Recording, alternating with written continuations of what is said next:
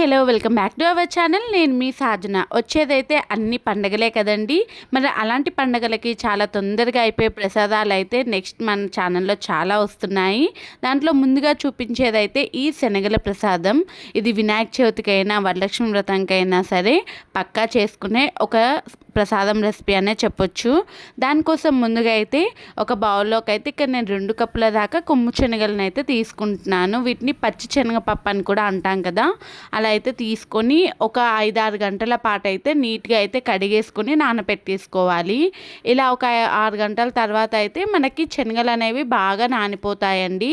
వీటికి ఒక 4 గంటలు రెస్ట్ ఇచ్చినా సరే తొందరగానే నానిపోతాయి అన్నమాట. ఆ తర్వాత కుక్కర్లోకి తగినన్ని నీళ్లు వేసుకొని కొద్దిగా సాల్ట్ కూడా వేసుకొని ఒక 3 విజిల్స్ నుంచి 4 విజిల్స్ వరకు వస్తే సరిపోతుంది. ఇలా 4 విజిల్స్ వచ్చాయనంటే మనకి స్మూత్గా అయితే ఇలా కుక్ అయిపోతుంది అనమాట. ఆ తర్వాత వాటిని వడబోసుకొని పక్కన పెట్టుకొని కడాయిలో కొద్దిగా ఆయిల్ వేసేసుకొని ఒక స్పూన్ దాకా ఆవాలు, ఒక స్పూన్ దాకా జీలకర్ర, అలానే కరివేపాకు, పచ్చిమిర్చి కూడా వేసుకొని అవి బాగా వేయించుకోవాలి. ఇలా బాగా వేయించుకున్న దాంట్లోకి అయితే మనం ఇందాక వడబోసుకున్న కొమ్ము శనగలను అయితే వేసేసుకోవాలి. అది వేసేసుకొని ఒకసారి బాగా ఫ్రై చేసేసుకోవాలి.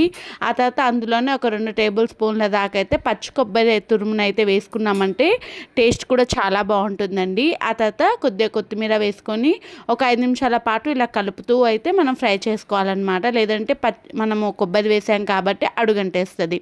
ఇలా ఒకసారి వేసేసుకొని ఇంకా అన్నీ ఒకసారి కలిపేసుకోవాలి. అంతే అండి, చాలా ఈజీగా చేసుకునే శనగల ప్రసాదం అయితే రెడీ అయిపోతుంది. ఇందులో మీకు పోపులో కావాలి అని అంటే కాస్త ఇంగువని కూడా వేసుకోవచ్చు. ఇక్కడ నేనైతే వేయలేదండి, మీకు నచ్చితే వేసేసుకోవచ్చు.